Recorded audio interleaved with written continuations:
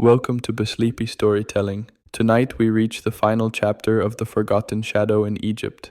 Only one of the team remains, haunted by voices and a presence far older than humanity. The tomb has claimed its price, but its story isn't finished. If you'd like more dark bedtime stories, please subscribe and leave a like. Now, rest easy, though some nightmares never sleep.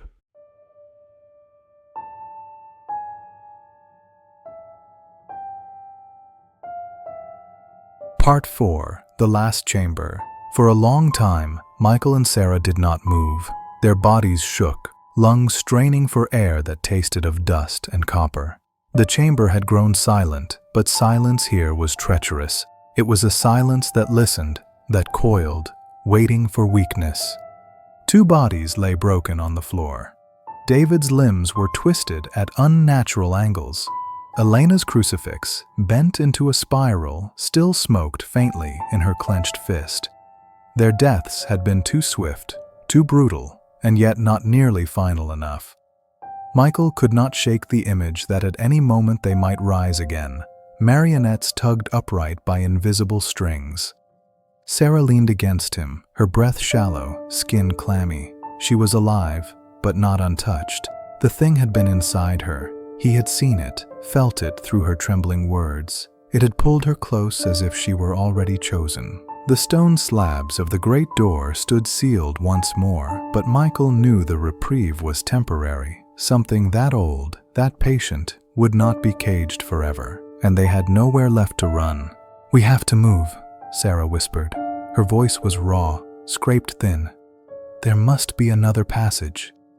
Michael swallowed hard and nodded. He did not believe her, but belief was a luxury they could not afford. He retrieved David's flashlight, cracked, flickering but functional, and swept it along the walls.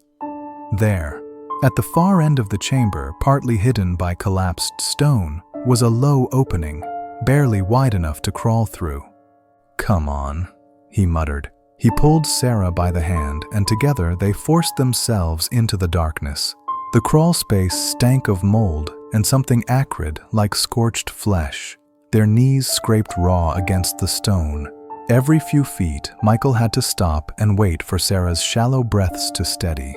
The deeper they pushed, the more the tunnel seemed to constrict, as if resisting their passage.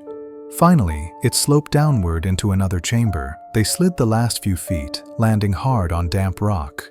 This chamber was smaller, circular, its walls covered in murals unlike any they had yet seen. Not distorted faces or spirals, but entire landscapes, oceans boiling beneath a blackened sky, forests burned to ash, mountains split open to reveal cavernous maws, and always, somewhere in each scene, the same figure, tall, shrouded in shadow, arms raised as though conducting the ruin. Sarah clutched Michael's arm, voice trembling. "This is history. A history erased." Michael shook his head. "Not history. A promise." At the center of the chamber stood a single pedestal, and on it, a vessel. An urn of polished obsidian, its surface etched with spirals that seemed to writhe. The air around it vibrated softly, as though it hummed with restrained power. Sarah staggered forward, compelled. Michael grabbed her wrist. "Don't touch it." Tears welled in her eyes. "I can hear it." "Michael, it's calling me." The ground shook violently, nearly throwing them off their feet. Cracks split across the walls, spilling dust. The murals seemed to shift, their painted figures moving, turning their eyeless faces toward the center of the chamber. From the urn, a thin tendril of smoke rose. It twisted in the stale air, stretching higher, forming suggestions of limbs, a torso, a face that was not a face. The voice filled them again. "One vessel, one life carries me forth. Choose." Michael's skin prickled with cold sweat. The implication was clear. One of them must be claimed. Sarah pressed her palms to her temples, sobbing. "It's already chosen me." "Michael," I dash. "No," he snapped, too loud, too desperate. "You're stronger than it thinks. One must die. One must live. Both are mine." The smoke swelled, rushing outward. The chamber's walls seemed to bend, pressing closer, the painted landscapes writhing with movement. Trees blackened, oceans boiled, stars died in silence. Michael grabbed Sarah by the shoulders. "Listen to me. Don't give in. We fight. Together. We dash. Her body went rigid. Her pupils dilated until her eyes were pools of black. She smiled faintly, but it wasn't her smile. In that moment, Michael realized the choice had already been made. Sarah spoke, but her voice was layered with another deeper resonance. "It doesn't want you, Michael. It wants me. I'm the doorway." He shook her violently. "Then we closed the door." Her laugh was hollow, echoing, "You can't close what was never meant to shut." She pulled free of his grip, stumbling toward the pedestal. Michael's mind screamed at him to let her go, to run, to save himself. But there was no exit, no escape. If she touched the urn, the thing would no longer be bound. He lunged after her. They collided, tumbling to the floor, inches from the pedestal. Sarah thrashed, her strength unnatural, her nails raking his skin. Her eyes stared into his, filled with something vast and merciless. "Kill her," the voice whispered inside his skull. "End her, and you live. Fail, and you both are mine." Michael's hands closed around Sarah's throat, trembling violently. He pressed down, the voice urging. Her body bucked beneath him, her lips gasping for air. For a moment, he almost did it, almost surrendered. Then he released her, staggering back, tears blinding his vision. "No, I won't!" Sarah coughed violently, rolling onto her side. For a flicker of an instant, her eyes cleared, human again. "Michael," she whispered, "run." The floor split beneath her. Green light poured upward, swallowing her body, dragging her screaming into the pedestal's glow. Her cry was cut short, choked into silence. The urn shattered with a deafening crack. The smoke erupted, filling the chamber with a cyclone of ash and fire. Michael shielded his face, stumbling backward. He thought he would be torn apart, but instead the fury receded, drawing inward. Sarah was gone, and in her place the thing stood revealed. It was not solid, not entirely, but its form towered over him, an amalgam of limbs that shifted too fast to count, a face that splintered into 1,000 expressions of hunger.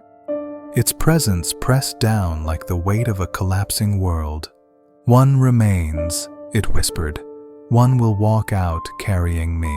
You, Michael. You are the vessel now."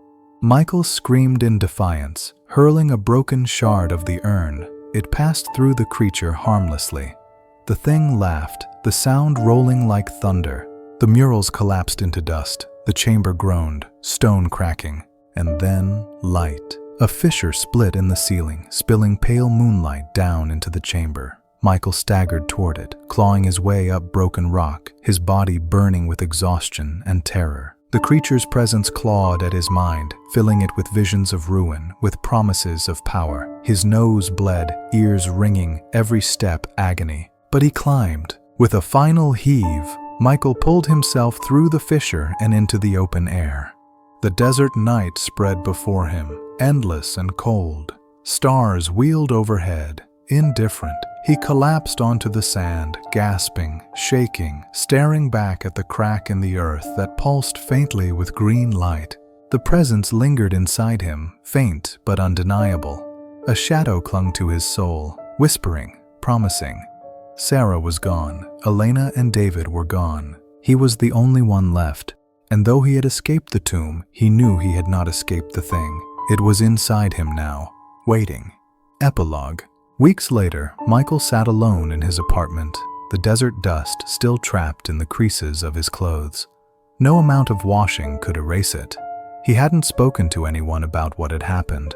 Not the universities that once funded him, not the colleagues who asked why Sarah, David, and Elena hadn't returned. He told them only that an accident had occurred, a collapse in the valley, nothing more. But at night, when sleep finally crept in, he dreamed. Always the same, the monolith, pulsing like a living organ, its surface rippling with shapes his mind refused to comprehend. In those dreams, Sarah's voice called to him, soft and loving, while David's laughter echoed from the void. Elena whispered in a tongue no human had ever spoken. He woke drenched in sweat, his body trembling with the memory of whispers that weren't his.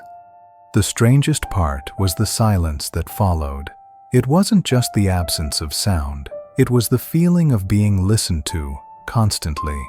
On the streets, in the market, even in the quiet of his room, Michael felt it. The same pressure in his skull, faint now but always present. He knew the desert had swallowed the tomb again.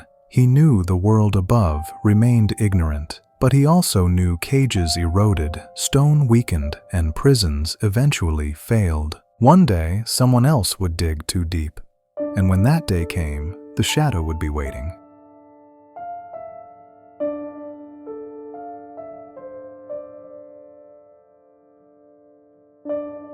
This was the final chapter of The Forgotten Shadow in Egypt, here on Besleepy Storytelling. The tomb is sealed, but its secrets live on. Perhaps in dreams, perhaps in you. If you'd like more dark bedtime stories, make sure to subscribe, leave a like, and return for the next nightmare. Until then, rest easy, and beware of what follows you into sleep.